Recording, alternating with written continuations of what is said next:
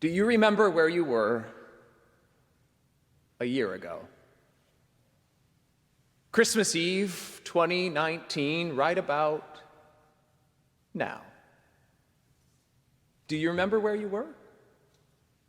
My guess is that many, if not most of us, do. It was Christmas Eve, after all, and only a year. 6 years ago, all bets are off.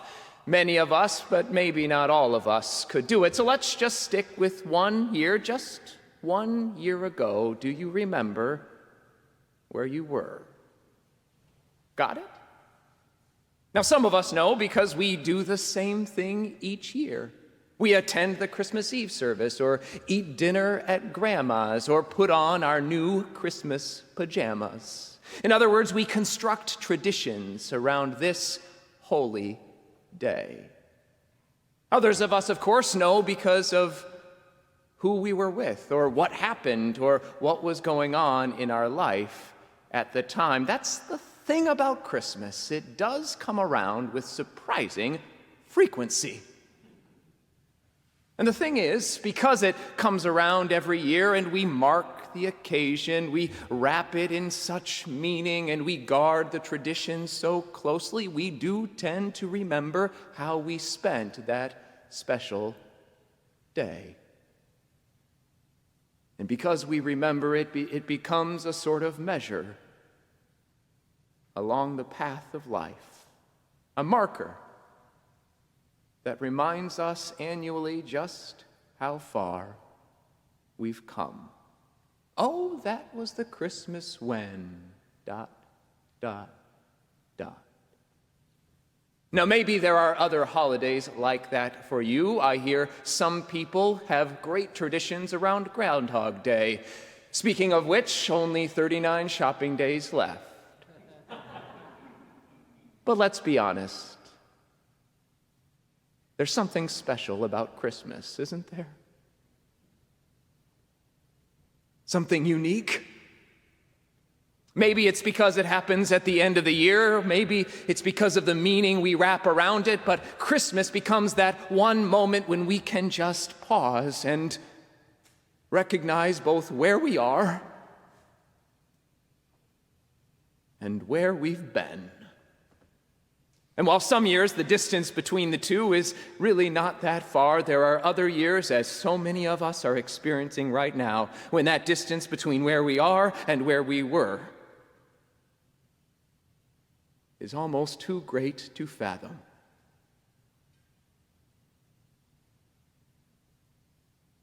Consider how much has changed in this last year. Consider how different this Christmas Eve is from one Christmas Eve ago. Last Christmas, to see people walking around in masks, avoiding handshakes, keeping their distance would have seemed off-putting at best.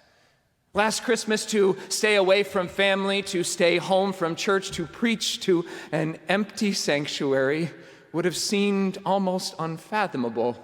Last Christmas, to work from home, to attend virtual school, to go on play dates or just plain dates on Zoom would have seemed unbelievable.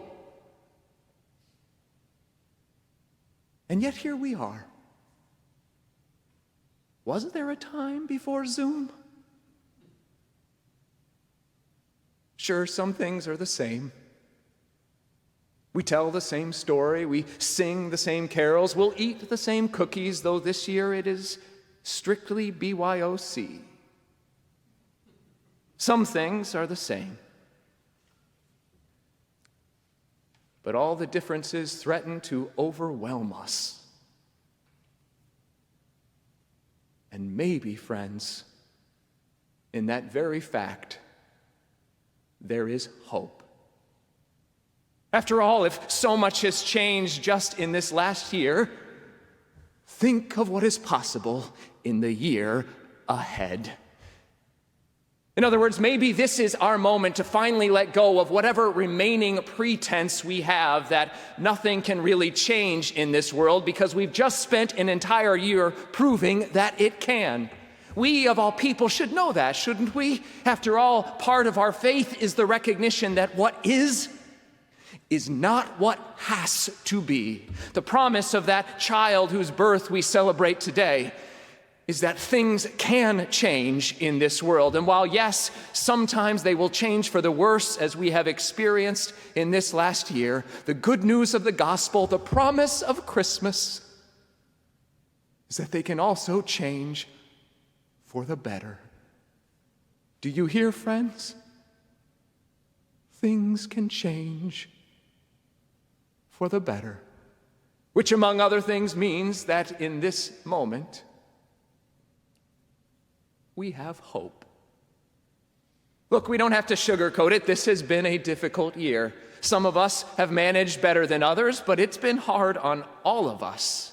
And while we've learned some things along the way, from the importance of connection to the value of slowing down from time to time, we would be hard-pressed to find anyone among us who doesn't long for something different in the year ahead. Regardless of where we are this Christmas, all of us long to have a better world by the next one. The question is, what will we do to get us there? In some ways, that is the question every Christmas. We just don't always remember to ask it. That's the challenge of a familiar story. We know it so well that we sometimes forget why we've been telling it all these years. And let's be clear, we know this story well from pageants and preachers. We know this story. We could tell it forwards and backwards. Sure, we highlight a different part each year, from the mangers to the shepherd to the wise men. We even, some years, for good measure, add in parts that aren't actually in the story, like the animals or the innkeeper. Look it up. But the truth is, the same basic story is told each year. We know it, don't we? A young, poor, migrant family is forced to give birth in a stable because there was no room for them in the inn. In some ways, it's not that unique of a story. After all, something similar is likely happening right this very moment, just south of our own border. We know this story. We tell it so often, though, that we forget the point. And to be clear, it does have a point, and the point of this story is simple: hope. The point of the Christmas story is hope, and enduring hope, that no matter how dark, how dank, how dreary this world seems, that no matter how dark the light seems, that God is with us, that we're not alone, and that there is always something that can change. Look at the story itself. God didn't enter the world when everything was going well. That in and of itself should give us a little hope. Jesus wasn't born to people of privilege and power. No, he was born into the stunk of life, and he stayed there. And in so doing, he managed to change the world. Maybe, friends, we can do the same. The question is, what will we do to get us there?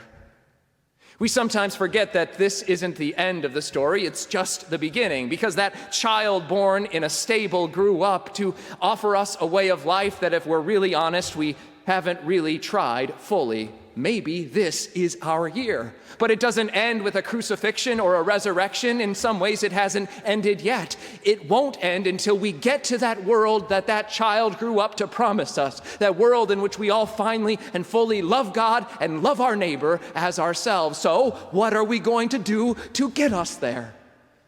Friends, we know the way to life. Jesus came to promise it. The way to life is love, and it sounds simple until we try it. But if we want the world to change, we have to change the way we live within it. Nothing changes if nothing changes. Surely this pandemic has given us the opportunity to see that which needs to change. It's revealed some of the injustices in our world, not that they weren't there before, but as so often happens, the illness reveals the deeper disease, from the sin of systemic racism to the inequities of our educational system to the utter laughability and destruction caused by our political infighting. Pick your poison. Find that thing in this world that is worthy of your effort, of your money, or of the most precious resource you have, your time, and give yourself to it. There is no greater love than this, than to lay down your life for your friends. Where do you want this world to be by next Christmas? What can you do to get us there? And if it feels too overwhelming to think yearly, how about we think daily? What might you do tomorrow to get us there? What might we do tomorrow to get us there? If daily we can think about that, if we can plan today for tomorrow, to do whatever simple act of justice, whatever simple act of kindness, whatever simple act of love that is necessary to change this world, if we could do that every day, we just might be surprised next year by how far we've come. And to be clear, we've already come a long way. They say hindsight is 20/20. But maybe 2020 is also a time for some hindsight. This is, after all, our 200th Christmas Eve together as a congregation. And while attendance seems to be a little low, we also recognize that we don't get to 200 years without going through some hard times. We've made it through hard times before, and we can do it again. We might consider that first Christmas Eve in that schoolhouse on Fitzhugh Street, or those several Christmas Eves that we spent in a stable behind a hotel because there was literally no place for us in the inn. Or those countless Christmas Eves in the wake of fire and foreclosure and wars, both foreign and domestic. We've made it through hard times before. We can make it through hard times again. And who knows, maybe if we do this right, if we take on our task and take on that enduring hope in the year ahead, then someday people will look back on that strange Christmas Eve in the middle of that global pandemic when we recommitted to that enduring hope of our faith. Not just that things can get better, but that by the grace of God, the best is yet to come. The question is, what will we do to get us there? Friends, see you next year. Amen.